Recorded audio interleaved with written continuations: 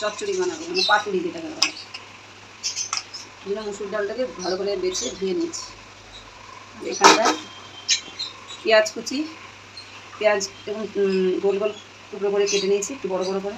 এখানে রসুন কুচিয়েছি, ধনে পাতা, আর এখানে টমেটো, দুটো শুকনো লঙ্কা রেখেছি, ফোড়ন দেবো। কড়াইতে সর্ষের তেল দিয়েছি, দিয়ে একটা শুকনো লঙ্কা দিয়ে দিলাম।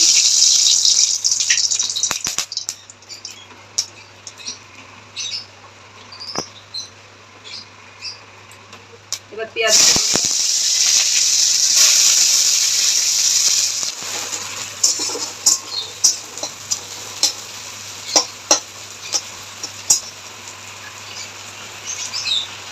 এবার রসুনটা দিয়ে দিলাম। এবার টমেটোটা দিয়ে দেবো।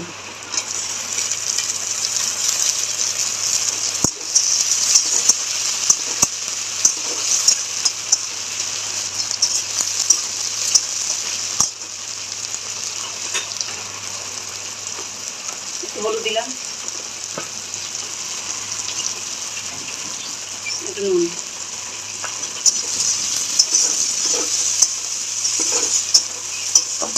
এবার এর মধ্যে একটুখানি একটু আদা গ্রেট করে দিয়ে দেবো।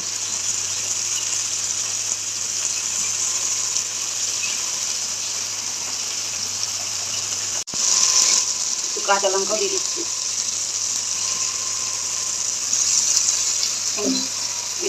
এবার ডালটা ছেড়ে দেবো।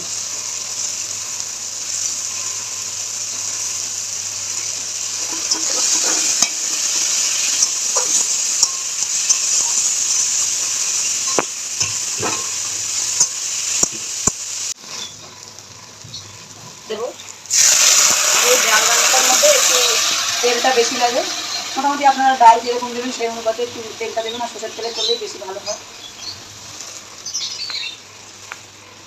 ডাল জলটা বেশি দেবো না, যতটুকু ডাল সেই অনুপাতে মাপে মাপে জল দেবো। এটার সাথে সিদ্ধ হয়ে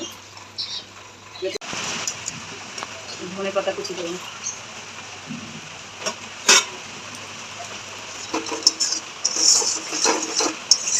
একটু ভালো মশলা দিয়ে তারপরে নামিয়ে ফেললাম।